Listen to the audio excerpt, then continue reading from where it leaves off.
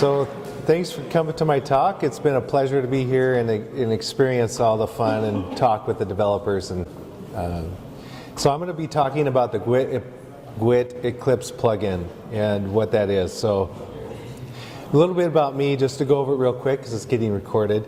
So I'm the GXT support engineer, and I've been working on GWT a long time. That's a little redundant at this point with the second talk.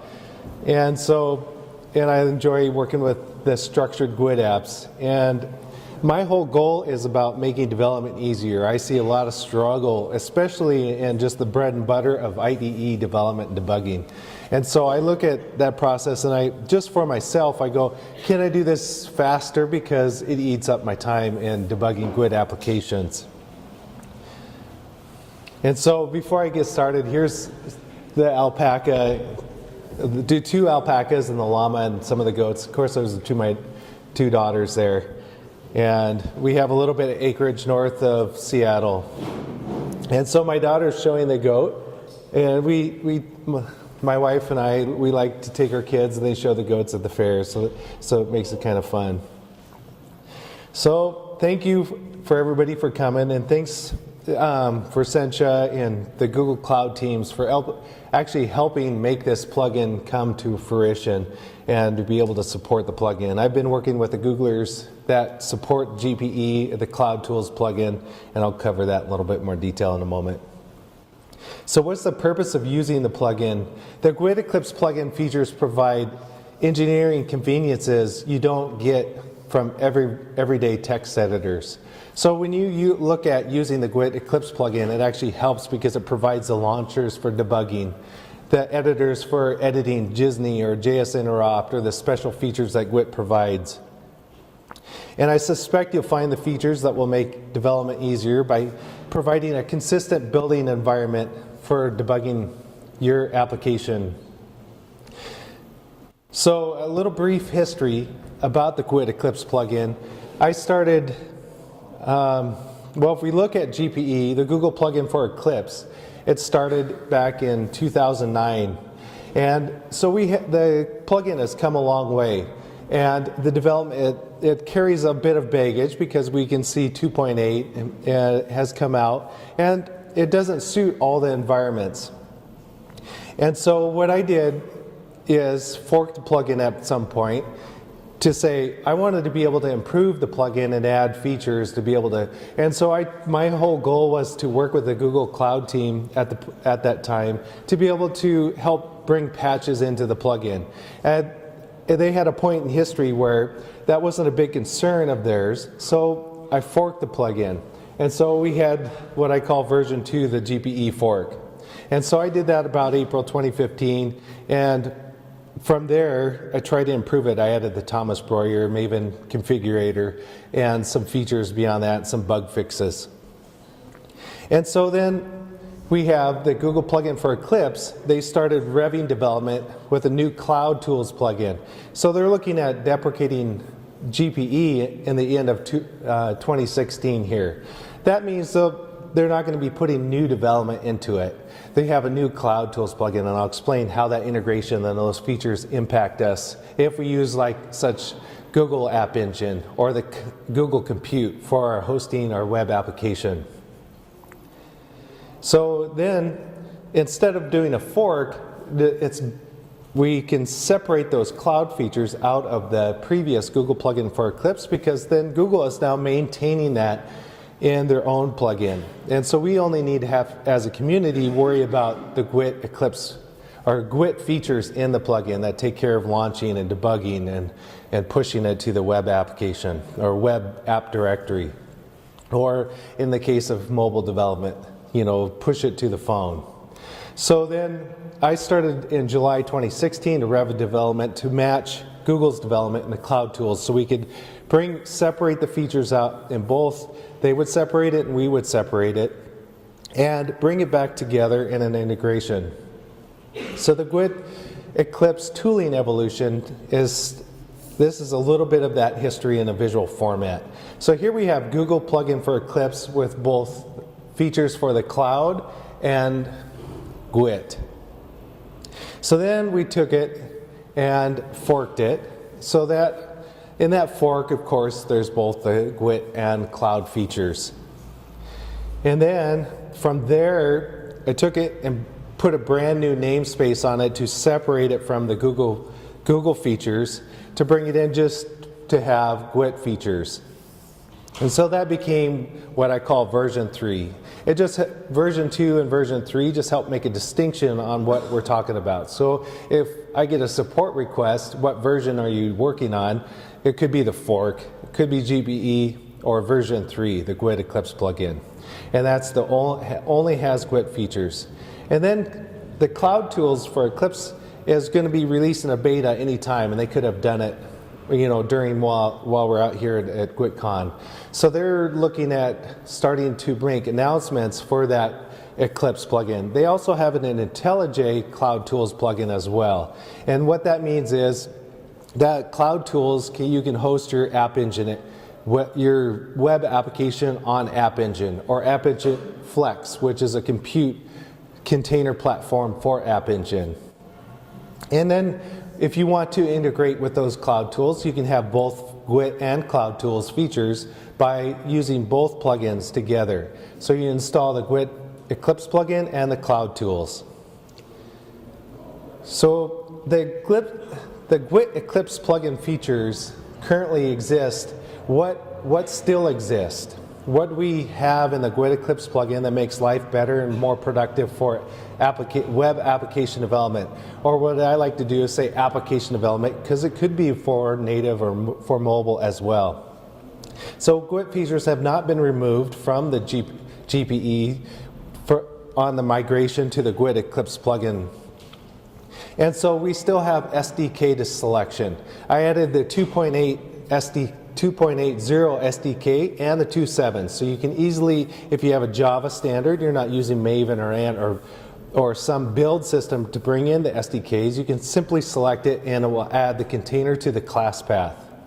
And then we have the GWT Compiler Launcher. So I added this because the GWT Compiler was currently, you could go up to the top and then you could compile your application with a few extra programmatic arguments. But I'm going to show in a bit how to use the GWT compiler to be able to debug your application in different external server configuration. But that means you want to persist the arguments for a longer period of time to be able to have those in the history, so you can actually have more than one type of compiler configuration to launch. For instance, maybe you want a compiler you want to debug or compile your application from the IDE simply by selecting the persisted application, and you could go back and say, I want login on this one to be info, which is not much, which is a bit more than logging with errors. I only want to see the errors. So you could do different things like that, or you can add optimization flags or one of the program arguments that makes a difference in your compiling config. So then we have GWT Development Mode with Jetty Launcher. So in the GWT Eclipse plugin, we used to have, I don't remember the name now that it's all blurring together, but we call it GWT Development Mode now. I was talking to the steering committee, I presented the options, and since we have Super Development Mode is on by default in 2.7 and 2.8. So if you want to use the 8, aka Classic Dev Mode or Legacy Dev Mode, you would use, that would be in the dev mode. Well, I'm getting a little, I'll clarify that a little bit more here in a moment. So GWT Development Mode is aka Dev Mode or Super Dev Mode. So GWT Development Mode, we have two ways to launch GWT development or GWT debugging. And that is one with the code server and two with the dev mode server or dev mode. Those two entry points, the dev mode will launch the code server, or if you just launch the code server, this might be a little bit confusing at first, but the code server is run by dev mode. Or you can run just the code server with dev mode by saying in the program arguments -no server. If you're familiar with using external configurations when you want to run on a remote server with dev mode, you use an argument no server. But you can cut out the cruft because you're not using Jetty by just simply launching a code server or the code server process by itself, which is basically a server that listens to the web browser making requests to say, I need to compile the application, or I want to clean the cache. So if you've ever gone to the local host in 9876, which is the super dev mode code server port by default, you can see there's a clean there, and that clean will clean the cache. Or if you wanted to use bookmarklets, which I'm not going to cover in this talk, you can use that by adding the bookmarklets to the bookmark manager. So then we have GWT Legacy Development Mode Launcher, aka Dev Mode or OOPHM. I can't even remember what that acronym stands for, and I've seen it quite a few times when I've been into the code base. But the Dev Mode allows us to launch a classic dev mode. What is this classic dev mode? There used to be a communication protocol between Firefox, Chrome, IE that would actually send back messages to the IDE saying, I need to break or have the metadata for where the breakpoints are. So that process no longer exists in the modern browsers because the native symbols have been removed. So this means super dev mode is the way to go. But then how do we get breakpoints, stack inspection, variable inspection, and the console output back into the IDE when you're using super dev mode? And I'm going to cover that in a moment. So we also have the GWT Java editor, which allows us to have Java or GWT specific features within the editor that you see the code or source in. And GWT UI Binder editor. If you're editing UI Binder, you'll have specific features for that editor that fits that model. So OOPHM, we still have legacy dev mode. If you want to use Firefox 26 or older, or I think IE11, I can't remember, I don't use it too much anymore. But IE11 back to IE8, you can use legacy dev mode, or aka classic dev mode. Those features where you can connect and you can get the old style breakpoints and a little bit cleaner Java stack trace inspection, variable inspection within the IDE. And of course there's the CSS resource editor. That resource editor means when you load a CSS resource .css and it's for GWT resources, you can see specialized syntax and highlighting for that editor. And there's also, I've added new documentation and videos. What I found is that short, small videos with captions really kind of help describe the process much easier. And then there's Maven Integration. One of the things that I see often is Maven Integration. What that means is if you have a pom.xml, which is the instructions to how to set up the project, build the project, and do what you need to do to complete the application lifecycle. And so part of the application lifecycle is actually importing the project in a common environment across multiple team members. And the pom.xml provides that by defining the web app directory and specific things that you need in your application development lifecycle. And that creates a common tier. So when you import your project, it automatically configures the class path for using GWT in the IDE. So the new features that have been added in the GWT Eclipse plugin. So there's a difference between GPE and the GWT Eclipse plugins because I've added quite a few different things. And one of those is the icon changes to represent the new logo and whatnot. So you can, it's no longer the G, it looks like a world in the menu. And we have the GWT Development Mode Code Server Launcher. Now IntelliJ IDEA doesn't have this yet, but afterwards maybe we'll kind of help them bring that up a little bit and add that feature, because the Code Server Launcher actually creates a nice dynamic when you just want to develop with custom server runtimes. If you're not yet wanting to use the embedded Jetty process, you can use a custom server runtime, and it's actually not that difficult. It's, at first, it feels a bit odd to run on a custom server because it doesn't feel like that right-click, debug as, and then you're instantly running with both processes in one process. So then we have the GSS files. How do we edit those, syntax highlighting and whatnot? So what I did is actually turned on CSS resources. And there was a hack for that. It's basically say for all.gss, load the CSS resources. That now no longer has to take effect. You can load up GSS by default and the syntax highlighting is on. And you get code completion and auto assist with CSS. Well, I call this partial GSS support for the semantics, because at some point we want to add a lexer that understands how to tokenize the GSS and then be able to take that, and then we can add highlighting and auto-completion for the def and variable and constants and statements that are available in GSS.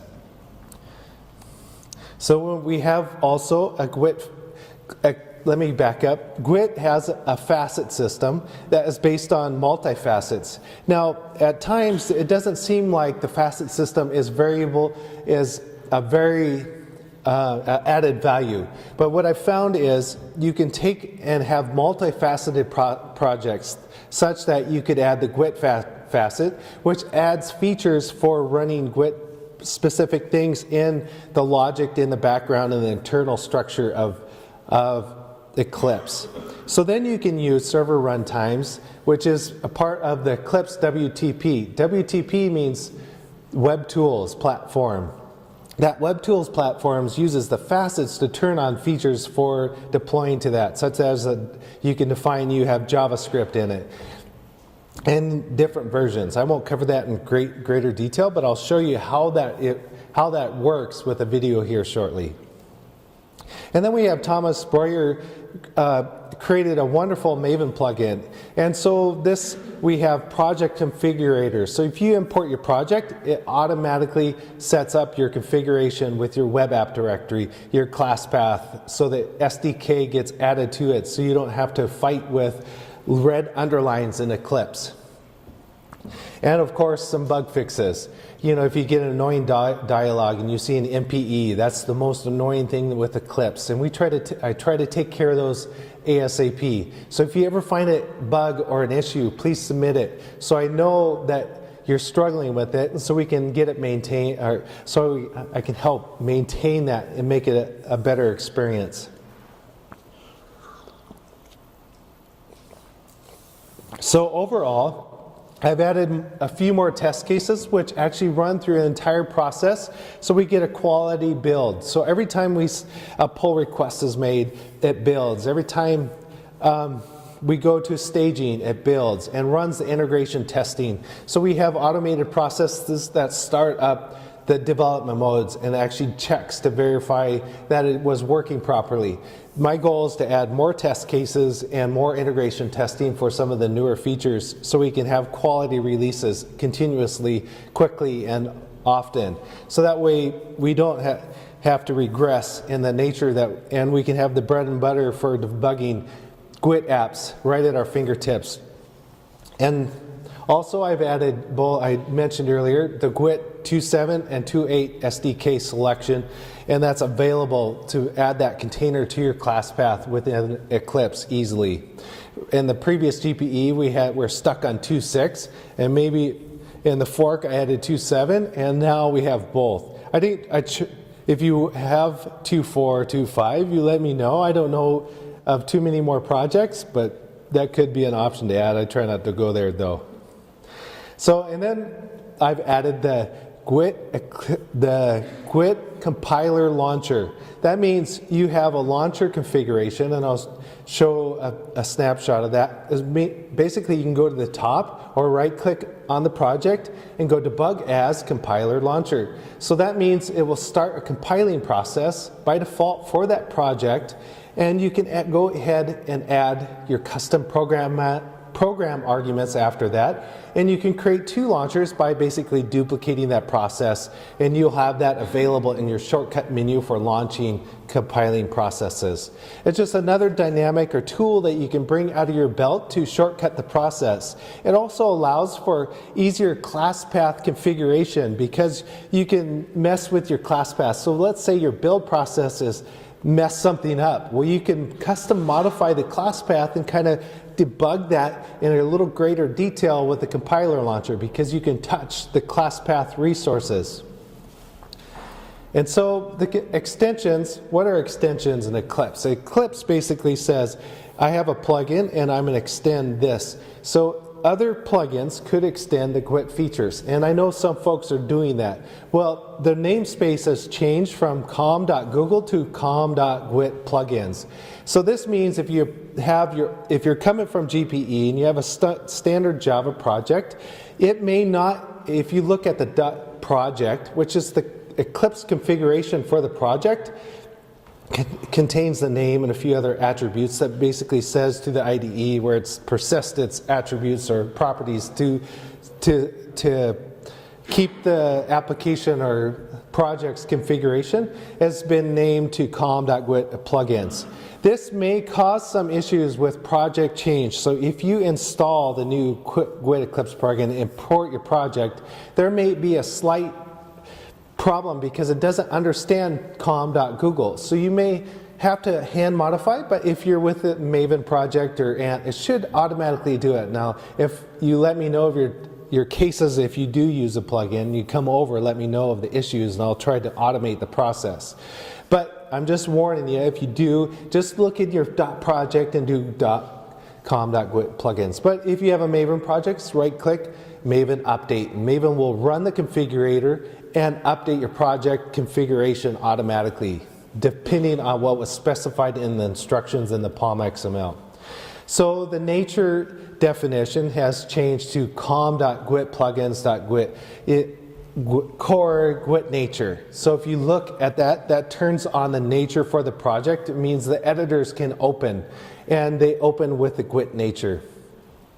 And I added the com.gwt plugins GWT facet. And if you're using that with server runtimes, which is not as common yet, but is an option. So all the extension classes I didn't rename to save time because I was pressed hard to actually get it completed before this event. And I spent a lot of extra time, and I decided to leave the class structure the same, which is com.google. It tore me a little bit because it feels a little bit odd. You know how you're engineering, you want to pick at the small pieces. Sometimes you have to choose to create a balance between time and management, and that was one of those things that I didn't do. I figured most folks don't touch that anyways. So I'd like to talk a little bit about the wish list. What is the future of the GWT Eclipse plugin from here? And I want to clean up the GWT site docs to be able to show that there is a better possibility of using this plugin. And then full GSS support, which means adding Elixir syntax highlighting for constants, variables, statements. And then one of the other ones is actually bring in Gradle support natively so you don't have to have another plugin because there's other vendors doing it. And I hope I don't upset anybody for saying that to try to make it simpler, but my goal is to add the Gradle configuration editor, which basically takes care of the class path configuration and things for that nature.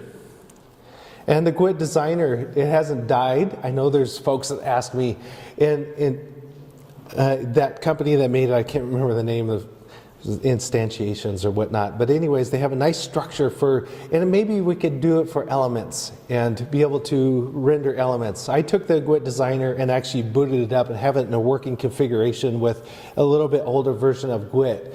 And I think I could do it with GWT 2.8 as well. And maybe that's in the future if I get enough time, and maybe some folks get excited about it too and want to help do some patches for that. So maybe that's in the future. And there's other wish lists, and so I have this link. If you go to the GWT Eclipse plugins repository, there's projects, and I'd love to hear what you want, what you would like to see in the plugin that would make application development easier, better, more enhanced for you. So here we go, see it to believe it.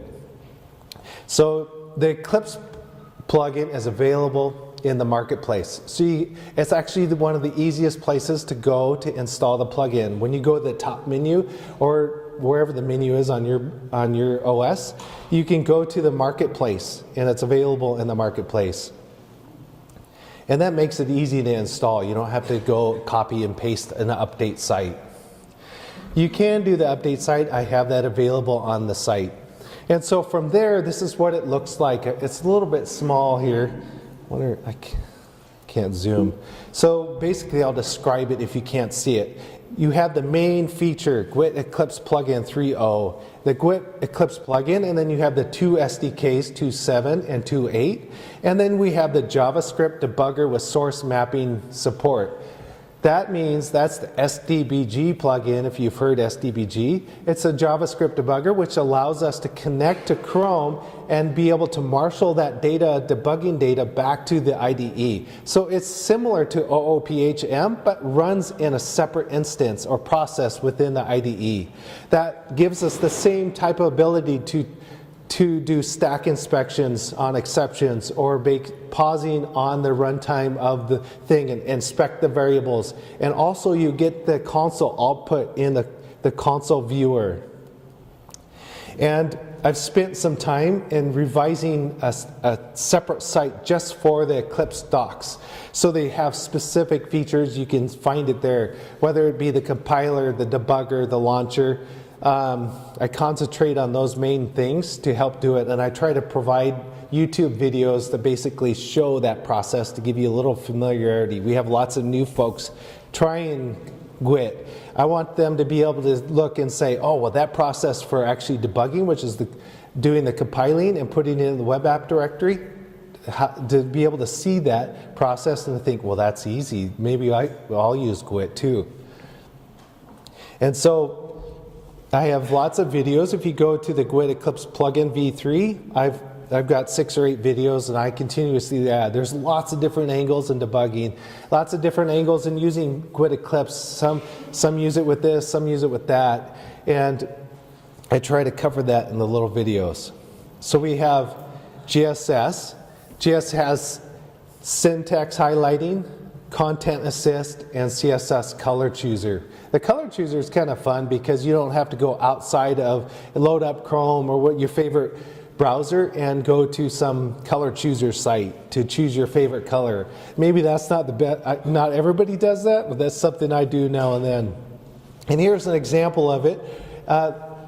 It's hard to see with the little pixelation, but that basically gives an example of that window there is to control click or control space, and you get content assist for that CSS class properties. And then Maven integration. Maven, we support both Maven plugins that are built for GWT and the Thomas Breuer GWT Eclipse plugin. Now I know that one isn't supported in IntelliJ, and that's something that I'd like to see happen in the future.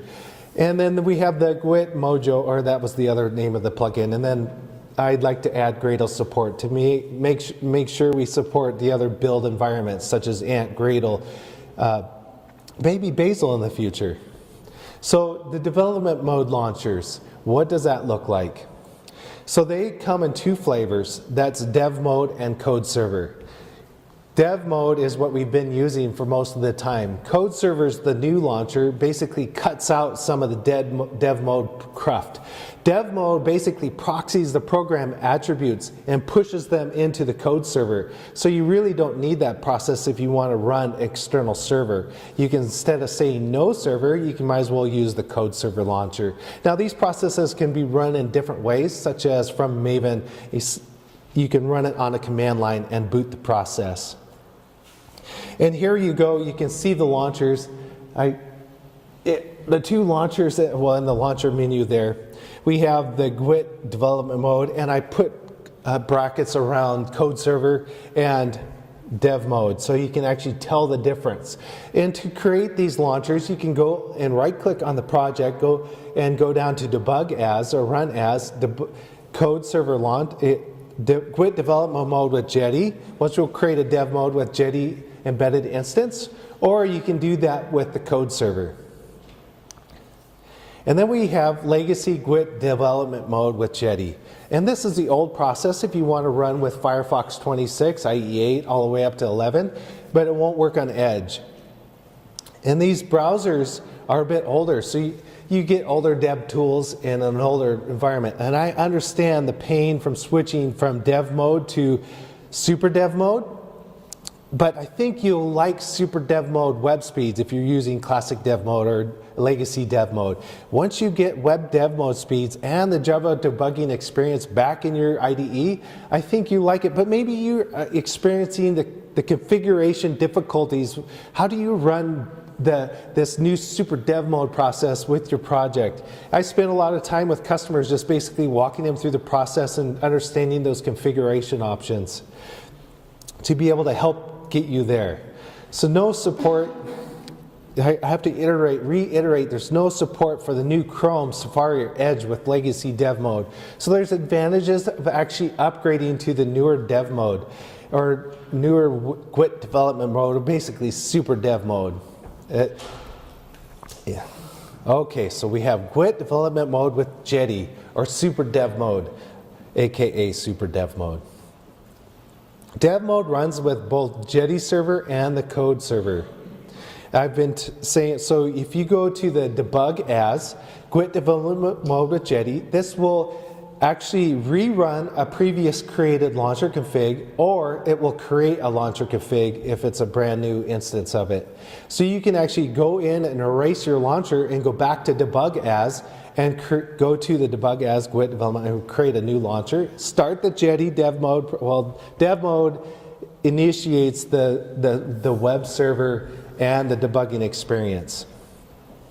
So GWT development mode with anything. That means web server, or you could do a phone. Phone takes a little bit work. I didn't go into those details of this talk, but so any web server, that means enterprise environments with complicated web VM configs, complicated services that run their architecture.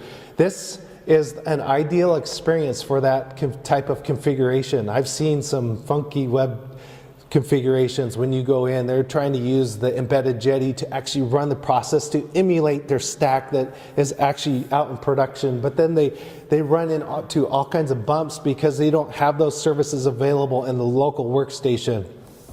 How do you get around that? So basically, I'll cover that in a moment. Any device too, anywhere, anytime you can run this GWT development mode with anything. Basically, it's running the code server that does the code server listens to recompile or compile events and says, I should compile, and it also provides the source maps. And so we have GWT development mode launching for the code server. And this code server basically says, I'm going to take a launcher argument and the module name. The launcher directory argument basically says, where is my web app directory? And when the GWT development code server launches, it will create a nocache.js or project.nocache.js, and the project is the module name. So I'll say project in general, but this will get pushed to the web app directory. And that when you load your app, go and load localhost or an IP that points to this web app directory, and it has that no cache, it will have super dev mode in it, or super dev mode initiation, and will actually load those processes and say compiling in the super dev mode.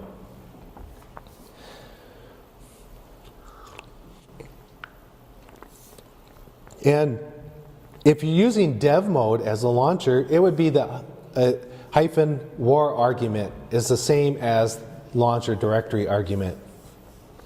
So this will work on any browser. Super dev mode is nice because you can launch in any browser on any device. And you can launch it and it'll say compiling. When it says compiling, you know you did everything right. And it copies in that compiling process, it creates those resources and puts them into the web app directory or exploded war directory. So using launcher directory to point to the war app directory gets your resources to the web app server. And like I said, this is called super dev mode, or it's used to be called super dev mode, and by default is GWT development mode. So launching an example, excuse me. So AKA super dev mode. Dev mode runs on both Jetty and the code server. I've gone over that. So I have an example. I don't know how well this video turned out and if I have video, but I'll just describe the process in general as it runs. And you can find these videos online too to see them in better detail. So this is going to start a GWT. Where am I doing on this one? So we're looking at facet settings, and I'm going to show you how to run the code server process or GWT development process automatically. So I'm adding a Tomcat server runtime. This is going to be my web application host for serving the resources to the browser. And so I've created a server. I'm looking at the modules, and I'm going to basically say publish and push those resources as a syncing option. It's done automatically, but then we're going to basically say debug on that, start the Tomcat process. And if you look there, it automatically started the GWT debugger without any configuration and touching it, basically because I pushed sync the process. So it automatically configures the launcher directory, which points to the web application directory. And since Tomcat runs on a context that's different, you can see sandbox-server, all the resources are pushed to that. And here we go, the running GWT application after the compile. So the main point there I want to point out is, in this process, is we can start a server runtime in Eclipse and it automatically configures the launcher and starts it. And if it's already created the launcher, it relaunches it. And the launcher has two arguments. It has the launcher directory and module output. And of course, here we have the log info and port. And at some point in the future, just so you know, the GWT tab there, I'm going to add easier selection for how you bind hosts, and the options are program arguments settings there.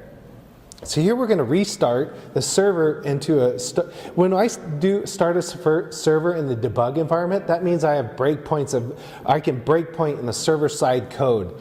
If I start it, I don't have breakpoint options in the server side. Oh boy. YouTube serves some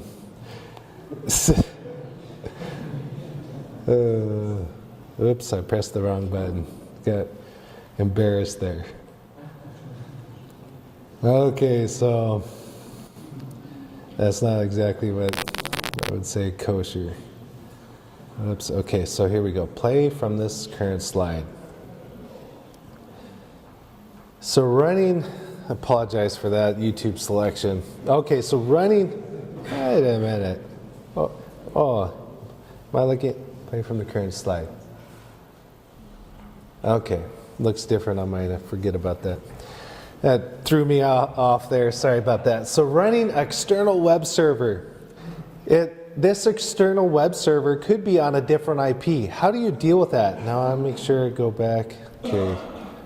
So running on an external web server with a different IP, there's some problems with running on that because first of all, you have the code server that runs with, and it wants to do its recompile request back to the local host. And so you can do some hacks by basically going into the project.nocache.js, and it has a variable named hostname, and you can hack that by saying, put a different IP there. And there's some different ways around this. We can actually clobber that particular class in the class path launcher. But instead, so those external IPs could have VM, Docker, Kubernetes, or some type of VM that basically binds on a different IP than the code server binds on. Now this is an issue because the code server hostname has a request back to what it's loaded up in because it's using window.localhost or window.hostname or whatever. So code server, the solution could be to tunnel back or have a servlet to actually proxy that request back to the code server. So when the browser says compiling and you don't see that, you know you have a connection issue between the IP and trying to request. So there's some hacks around that. So if you use launcher directory to push to some launcher directory that's out in your network and it's on a different IP, it will actually try to compile, but it won't work. But we have GWT Compiler. What does that mean? GWT Compiler, we can actually push a compilation of the project to the remote host that we're serving on. This doesn't provide us with a code server, but it does provide you with a little bit of flexibility if you've got to push. Maybe you have a staging server and you just want to push a quick build of your application into the environment to be able to run it up, load it up for a particular user agent to see, well, did I do that right? Did I add my styles correctly? This is some folks debug a little bit more old school where you push the app out into the environment. And so the other issue is, how do you get around SSL? SSL, you can't do that with Code Server at the moment, but you can do that with the GWT compiler. That's where you can have multiple configurations persisted or launchers for GWT compilers. Maybe you have a GWT compiler for IE, Safari, and Firefox. And when you launch that process, it pushes that compilation of your project into the remote directory with just the user agent permutation of that particular thing you're debugging and that local. So you can do one locale and one user agent. And that creates a faster debug. And you can do it incrementally as well. You don't necessarily have to do a full compilation to debug your process. You have to do the initial one, which is going to be a little bit longer. And then you can do a second one, which is automatically detected. So debugging on an XSL, you get a mixed content warning currently, and you can bypass that, but it's a little harder in Chrome. So the possible other solutions other than using the GWT compiler is turn off security for the particular browser. I got a misspelling there. Proxy or tunnel the code server requests so you convert it back to HTTP so you don't get the mixed content warning. And ideally, you can use this GWT compiler launcher to supplement the process. You know, you might lack the source maps, so when you breakpoint in the browser, it won't work quite as nice. So GWT compiler debugging. So this is what a GWT compiler statement actually looks like. You have the compiler class, and then we set incremental, set property, and we can set the user agent, Safari, and then the compiling directory, where we can compile it to, and it takes it and compiles and right out to that directory, and we can load up the web app quite quickly. Now this is just a tool for your belt. I'm not saying it's for everybody, but it's an option to be able to quickly debug your application. And it's incremental. Just to reiterate, this is for you use set property to set the user agent or locale or whatever it might be. And then the compilation is thrown out to that web app directory that's going to load the resources to the web. So GWT compiler. Here's it in action. Oh, clicking on the start button there. How did I do that before? It's not letting me start it. Okay, I'll try it one more time and then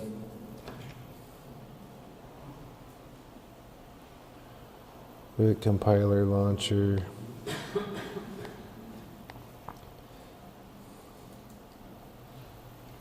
GWT compiler. Let's see. Okay. What did I do? Play from current slide.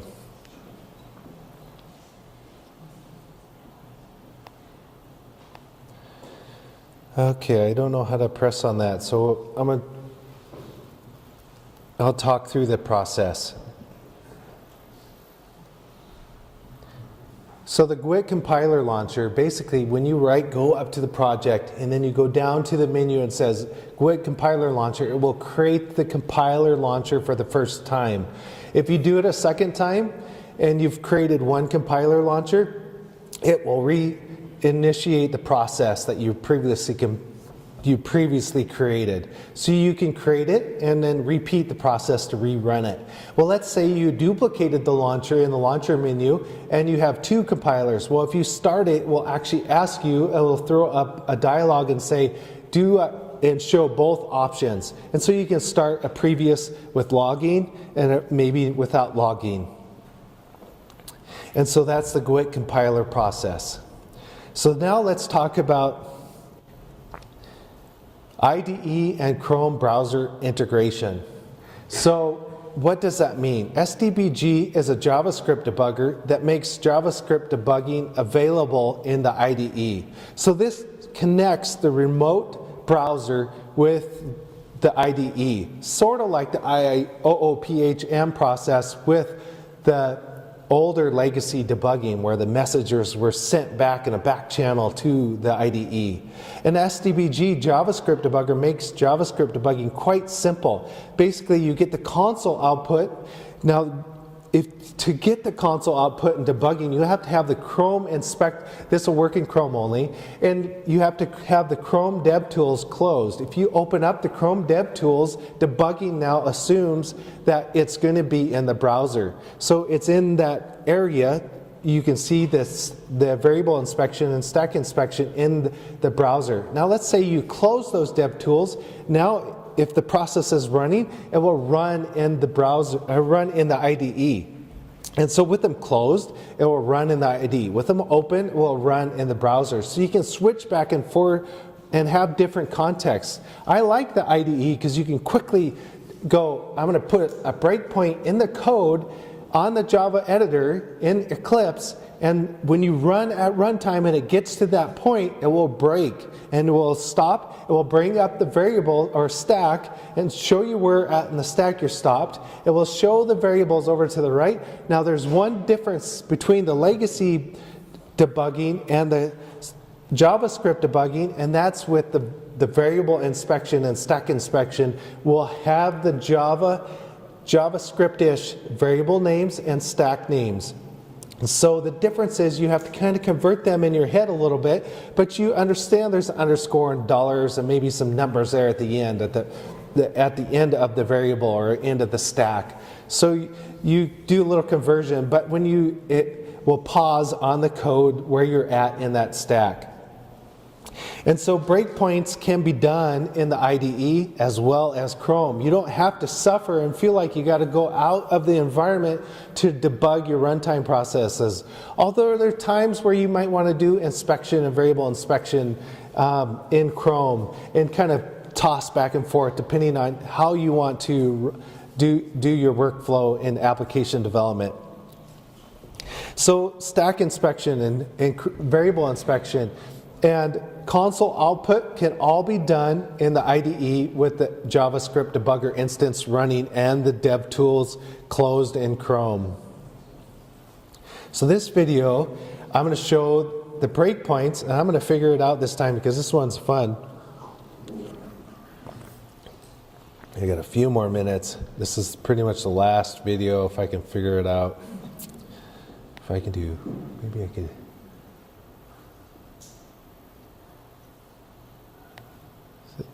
Debug. Any PowerPoint experts? Let's see. Hide custom, play from start, custom show, presenter view. Okay, so if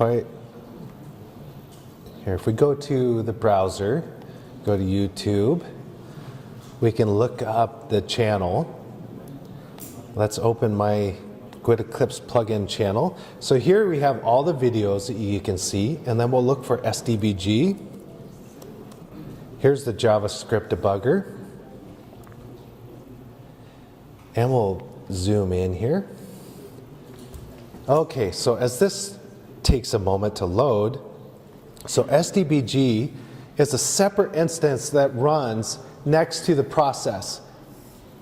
So here we're going to look at starting an application debugging session. So the compiler starts compiling for dev mode, and it opens up. And so down there you can see I right-clicked on the URL and opened up the SDBG debugging process. This opens a headless or a new instance of Chrome that's sort of outside Chrome. And you can see I'm clicking on it, and the console output is going to the console view. And this, I'm going to set a breakpoint in the editor on Eclipse. I'm going to click on that, and then you can see that it did a break or pause, and you can see the stack inspection, and then right to the right of that, the variable inspection. And all the while where those dev tools are closed. And you can see the global variables, which are available to everything. Now that's usually a big list of miscellaneous stuff, but you usually want to see where you're at in that stack and be able to inspect those variables. Here I'm going to open up the dev tools. And Chrome dev tools means I'm going to turn off the linkage between the browser and the IDE. So now you're going to do a breakpoint in the browser. You can click and do a breakpoint there if you want. You can see the stack and variable inspections. And you can inspect the variables there as well. And the console output now goes down to the console in Chrome. So I'm going to close DevTools and resume debugging back in Eclipse. And you can see the process is repeated. And just a reminder, Chrome DevTools is open or closed. That will determine on where the debugging environment is. Now, it also, you can see up in the debug process that I have the JavaScript debugger running separately. This same type of environment can be done in IntelliJ as well. So if you're using the JavaScript debugger in IntelliJ, you can have the same type of things. They have a Chrome browser plugin to link that back to that, but that allows for breakpoints console and inspection of the environment within the IDE. Marketplace, and you click on the Marketplace star, you'll have to log in. It's a little bit of an annoying process to actually do there, but if you star that project, that also helps. Now that's analytics to say we are using the plugin, we want to continue development, and it gives the community awareness that this plugin is being used. You don't have to use it, you can use IntelliJ. I use IntelliJ as well for some projects to be able to understand the whole DevRel experience. So this is a community-based project, so you can feel free to go look at the code, touch the code. I've made it an easier experience to get the code, to download it, and it will set up the project for you. And I can help you with that if you have questions. And you can build and I'd like to hear your suggestions and feedback and comments on your debugging experience. How can it be made better and experience to make GWT application development easier? Okay, so I have just a couple moments for questions before we have to transition to the next session. Any questions?